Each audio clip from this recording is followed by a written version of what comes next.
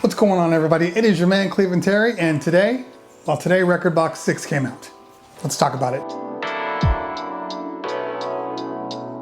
Okay, so in my mind, there's several key things, but there's a couple of very, very important things, and those are the things I want to talk about today. The first thing, we have a light mode. Light mode, default in the system. It's right there, up in the toolbox, under view. You just go to skin, light, or dark. That's fantastic. Thank you so much for that Rekordbox. Now, if only the other companies can all do light mode. You know who I'm talking about. You know who I'm talking about. Now, the next couple are the ones where I think they spent the majority of their time in the update. And for some people, it's gonna be super, super important. And for others, you're probably not gonna care at all. But we're gonna talk about them anyway. So the cloud syncing is probably the most important thing that they've come out with the new Rekordbox 6. Now, the cloud syncing takes a Dropbox drive and your normal database, it syncs it up in the cloud and then back down to all of your devices. Now that could mean that it's your computer, your MacBook, your Mac Pro, your iPhone, anything that has this syncing option is available to you. That's the plus. Here's the caveat to this, because it's a very, very cool feature, but what a lot of people aren't taking into consideration is not only are you going to be paying for that new higher subscription service because you need that third tier in order to qualify for cloud syncing. Now you're going to have to get a larger Dropbox tier. Now a lot of people maybe use the 2 to 5 gigabyte free tier. Once you move up to the secondary tier, which does give you 2 terabytes of storage, it only allows for 2 gigs of transfer back and forth between cloud services, which means that if you have a large database and you're constantly making changes, at some point it's gonna stop. So you're gonna have to upgrade to the professional tier. Now the professional tier will give you 3 terabytes of service and it will give you up to 100 gigabytes of transfer storage. So you're gonna get everything you need, but you're talking about higher fees. The 2 gig transfer, $9.99. The higher one, about 15 bucks. So now you're taking, which is $9.99 for the Rekordbox 6 services. And if you don't get in on the introductory fee, it's gonna be $14.99. Now you have a $15 creative Rekordbox fee. You have around a $15 Dropbox fee. I believe it's 15, it could be 16 bucks. So you're looking at somewhere between $30 to $32 a month just in Rekordbox service fees alone. For a lot of people, especially right now, 25 bucks, 30 bucks, it's kind of a big deal. Now you gotta make sure that your phone can utilize all the space too, which means you might have to upgrade your phone if you plan on using this as a media source. By the way, did I mention that it's iPhone only right now? Now the tiers range from 0, which is free, and that only gives you the export mode and using your computer without hardware to DJ. So you still have those options similar to the way Virtual DJ does. If you don't have a hardware unlocked device, for instance, like the DDJ 1000, the 800, the 400, the 200, mixer, the 750, the 450, the new V10 mixer, if you don't have those particular devices, well, you're out of luck. And now you are forced to pay the subscription fee if you want to move to Rekordbox 6. If you stick with 5, no worries, you can just keep going like nothing has changed. Speaking of things that have changed, if you didn't notice that under the list of hardware unlock supported devices, there's one major device that isn't listed in there, and that is the DDJ SX3. No, I'm kidding. It is the DJM S9, that's right. The S9 mixer is not included in the compatible hardware unlocked devices. That's a big deal, and that's gonna be a big deal to a lot of people, especially me. I believe it was a huge oversight in the company. I think they should have included it in there, but let's look at the positive spin on this. Well, the fact that they didn't include the S9, but they included all their other major flagship devices, the V10, the 1000, the 800, means to me that there's probably another device coming out soon. Hey, we gotta think positive, right? There's gotta be a reason that they didn't support the S9, because that was and still is their flagship mixer for scratch DJs. Let's just all cross our fingers and hope that we got something coming soon. But there is a workaround. Now, if you have the S9, if you have one of these devices, which is like the XP1 or the XP2, well, that will hardware unlock the software. Problem solved. So if you already have the XP1 or XP2 or were thinking about getting one of those devices, well, you're in luck. You're going to get Rekordbox 6 to go along with it. Now, do I have an issue with subscription services? No. What I have an issue with is when you don't even give the option to purchase said service. I am one for just buying it once and forgetting it. Is it a big problem? No, because all of my hardware is hardware unlocked, so I don't have an issue. I don't have to pay for it, but for a lot of people, it might be an issue. And subscription services are becoming, the thing in this world. And it's just one more fee that you tack on to all your many fees. And next thing you know, you're out of money because you're paying for subscription fees all the time. So now you have your subscription fee for the application. You have your subscription fee to hold your files. You have a subscription fee to download streaming music.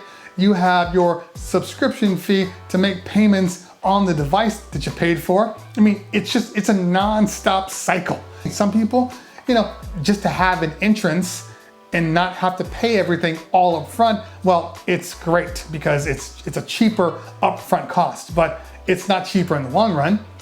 You're still gonna have to pay.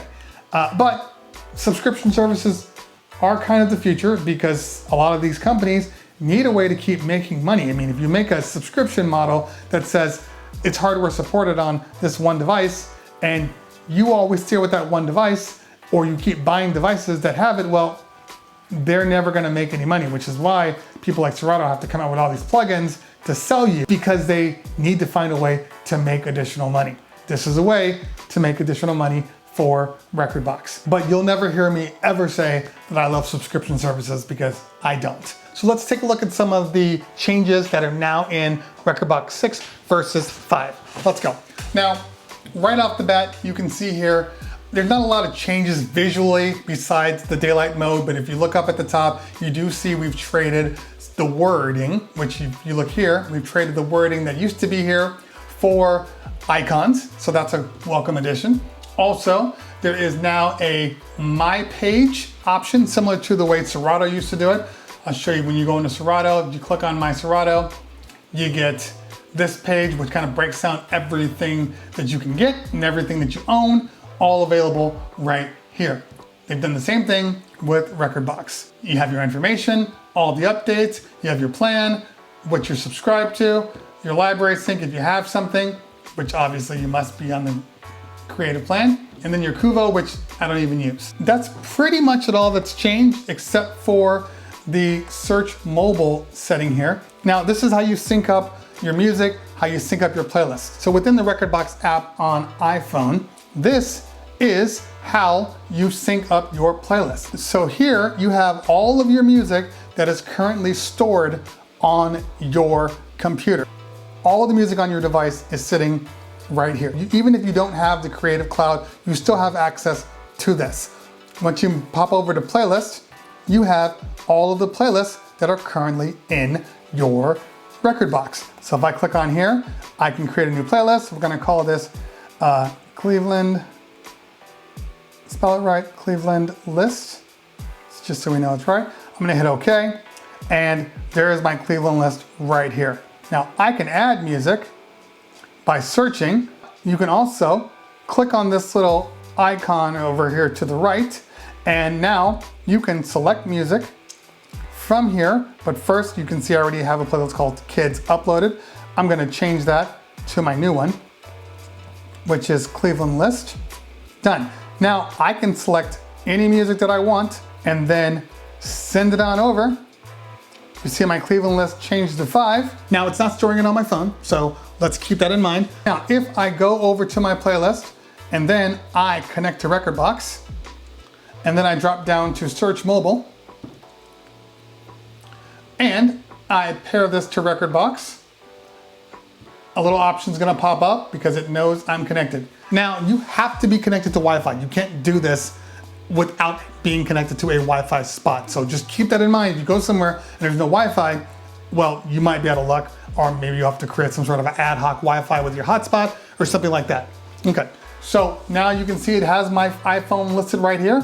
I click it and then I hit connect and it starts to update.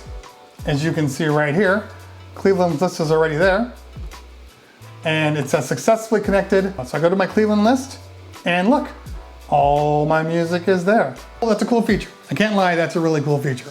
And I'll probably use that more than I think because I don't actually need to be on my Wi-Fi in order to create my playlist. I just need to be on Wi-Fi when I sync my playlist, which is funny because I mentioned that with one of my Denon issues with the fact that why do I need to take out my SD card? Why can't I sync from my computer straight to my device? And lo and behold, they're doing it on Rekordbox.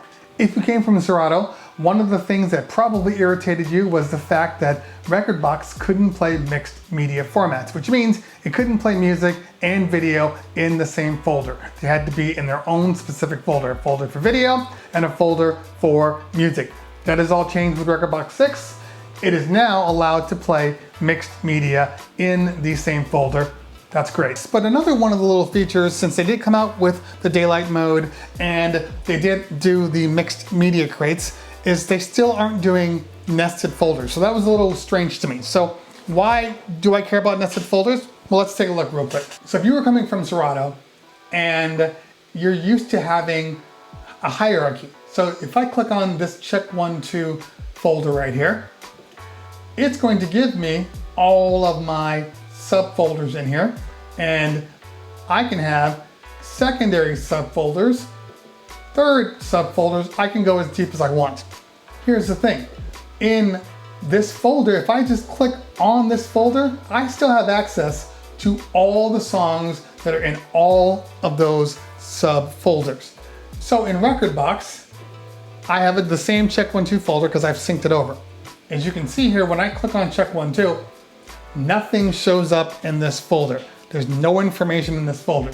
Once I open it up and then I go from here, still no information, and then I go to the actual playlist, that's where I see all the music in that folder. But I have no way of just accessing it all from the top of the tree. That's always been an annoyance of mine. Besides that, nothing's really changed from a software standpoint. It's, if you're used to Rekordbox 5, you'll be used to Rekordbox 6. So the question would be, would you upgrade to Rekordbox 6? I would upgrade if I already have the hardware to go along with it.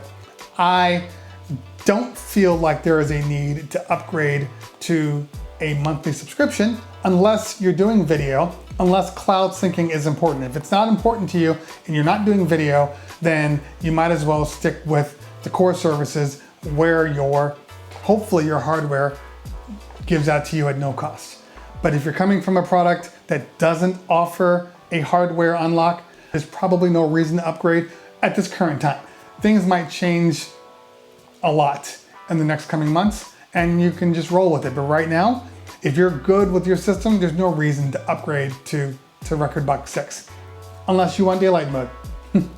Having said that, is Rekordbox a fully capable software? I've said it before, yes it is, and this is only going to make it better. But it's hard to swallow right now, hard to swallow. Anyway guys, why don't you guys let me know in the comments below what you feel about the new upgrade, if you plan on upgrading, if you plan on sticking with 5, if you plan on going to a whole new platform altogether. Leave it in the comments below. Who knows, maybe some Rekordbox people will actually check the comments and go from there. Maybe you complain enough about that S9 not having an unlock, maybe they will give that to you. Who knows? Anyway, guys, that's it for me. If you found what I said here useful, hit that like button. If you found what I said here really useful, hit that subscribe button. Make sure you follow me on the Instagram and the Twitters, Cleveland Terry with an _. And always a pleasure. If I don't talk to you later, we'll talk soon. Peace. Now, it's interesting because the fact that Rekordbox went this route and is not selling their software anymore, it's a tough sell, to be honest with you. And it's going to alienate a lot of people that were on the fence with continuing to stay with Rekordbox versus going with, say, with Serato or or investing into the Rekordbox platform, that's going to be tough for a lot of people to swallow.